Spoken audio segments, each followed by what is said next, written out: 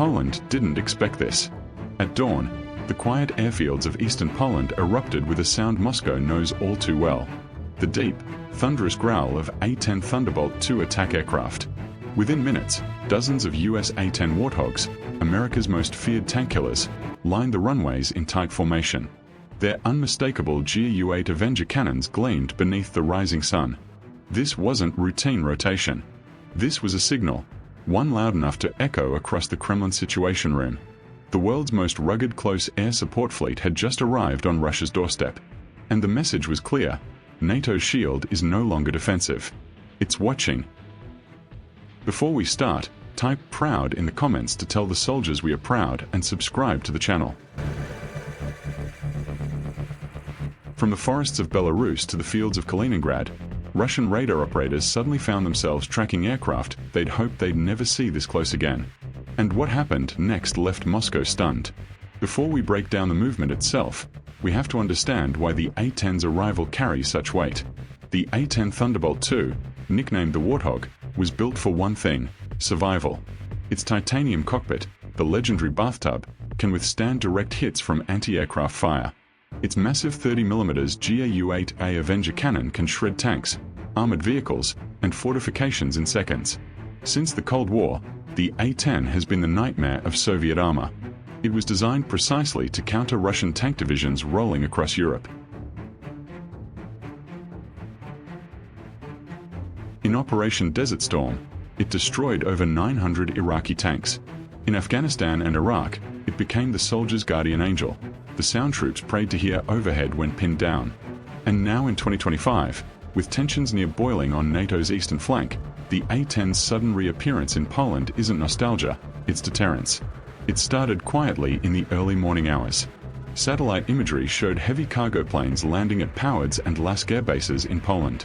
Maintenance crews worked through the night unloading containers, fuel systems, and ground support vehicles. Hours later, C-17 Globemaster III transports began offloading the unmistakable silhouettes, A-10 fuselages wrapped in protective coverings, rolling down ramps under tight security.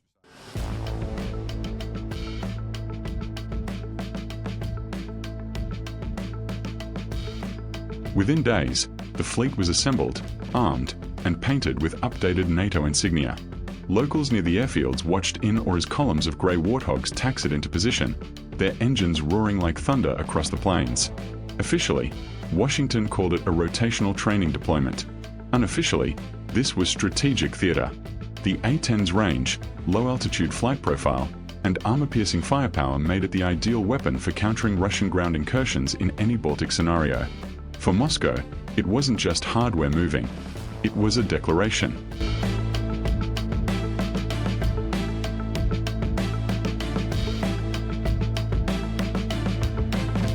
Once operational, the Warthogs began flying low-level patrols near the Suwalki Gap, that narrow corridor connecting Poland and Lithuania. Why there?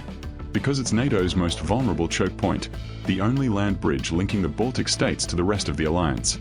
If Russia ever attempted to isolate Estonia, Latvia, or Lithuania, this is where it would start.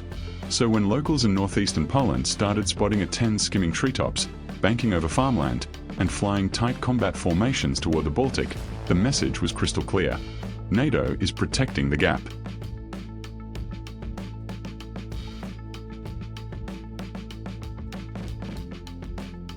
Each sortie was tracked by Russian radar in Kaliningrad and Belarus. Within hours, Moscow's defense ministry labeled the movement provocative, but even Russia's own analysts knew what it meant. The US had just positioned the most lethal anti-tank platform in history within strike range of Russian armor. In Moscow, the reaction was immediate. Reports flooded into the National Defense Control Center detailing dozens of radar pings, engine heat signatures, and coordinated low-altitude flights along the border. At first, Russian commanders believed it was a drill, until they realized the A-10s weren't leaving. They were establishing a forward combat presence.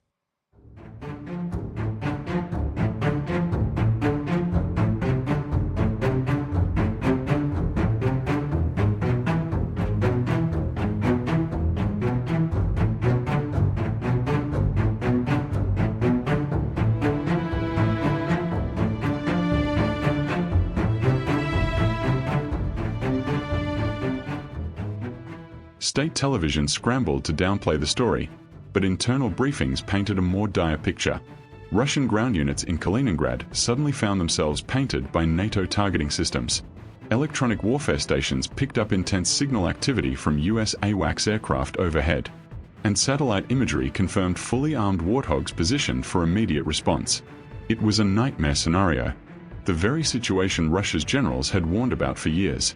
The A-10, once thought to be retiring, had returned from the dead, and it was now watching their western flank.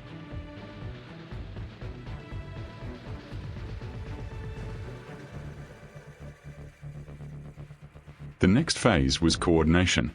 The A-10s weren't alone. They were joined by F-16s from the Netherlands, British Typhoons, and Polish F-35s under a single NATO command net.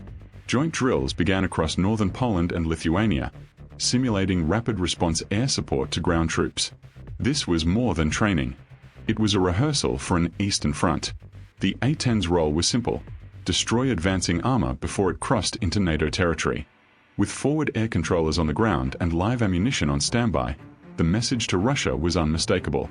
Any incursion would meet instant, overwhelming retaliation.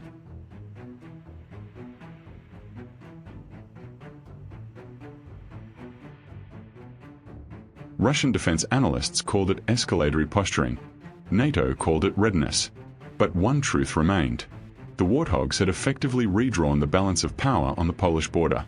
Every major NATO operation carries layers of meaning: military, psychological, and political.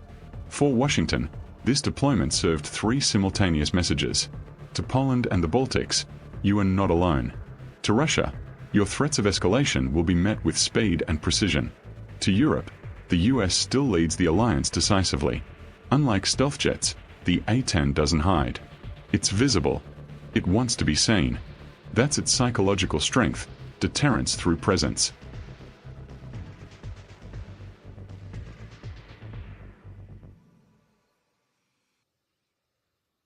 Flying low over Polish farmland, its growl became a daily reminder that NATO's deterrent power wasn't theoretical.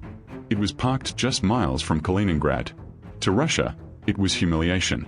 To NATO, reassurance. And to the world, a warning. The skies over Eastern Europe were no longer uncontested. Poland welcomed the deployment with open arms. Citizens gathered near bases to watch the Warthogs thunder overhead. Local newspapers called them the Angels of the East. But elsewhere in the region, reactions were divided. Belarus condemned the movement as a step toward escalation, echoing Moscow's narrative. Germany and France expressed concern over heightened tensions, a familiar diplomatic balancing act.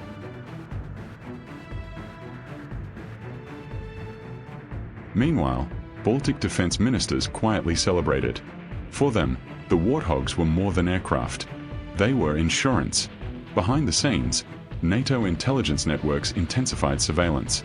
US drones began sweeping the border zones, and Russian fighter jets, Su-27s and MiG-31s, scrambled daily, shadowing the A-10's intense, silent duels across the sky. Each side watched the other, waiting for one wrong move. The geopolitical shockwave was immediate.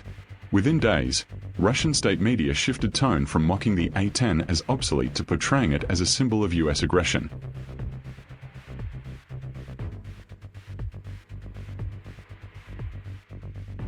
Inside the Kremlin, Defense Minister Sergei Shoigu held an emergency session. Military analysts briefed him on potential scenarios. The A-10's range now covered Kaliningrad, Belarus, and western Russia. Its presence threatened Russian supply lines and troop concentrations near Smolensk. Any move westward would now face direct NATO retaliation. Putin's advisors faced a brutal reality. Russia could no longer maneuver without being seen.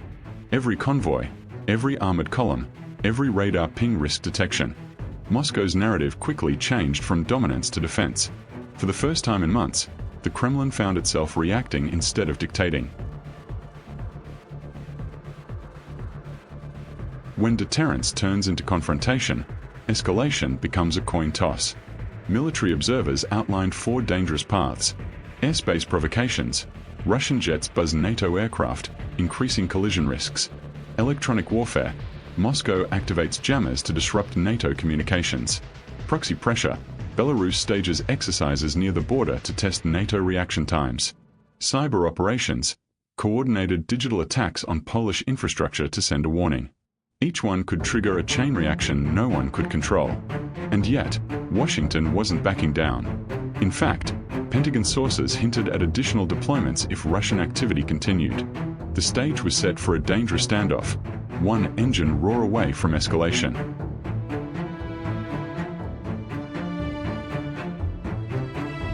Beyond the strategy and the steel, there are the people. A-10 pilots are a rare breed, trained for low altitude, ground-level combat where seconds decide survival. They call themselves hog drivers, warriors who fly into danger, not away from it. For them, Poland's mission is personal. It's about protecting allies, deterring aggression, and reminding the world that American air power still commands respect.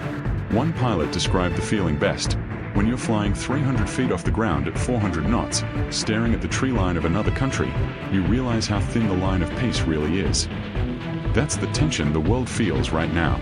For Poland, this deployment is historic. The Warthogs symbolize more than deterrence. They represent sovereignty. By the end of the first week, one thing was clear: the balance of fear had shifted. The A-10 deployment wasn't just about defense. It was about momentum. For the first time in months, Russia was on the back foot, scrambling to interpret NATO's next move. Every radar blip, every patrol, every aircraft launch became part of a silent chess game across the skies of Eastern Europe. And deep in Moscow's command centers, a single question lingered: if this isn't just a drill, what happens next?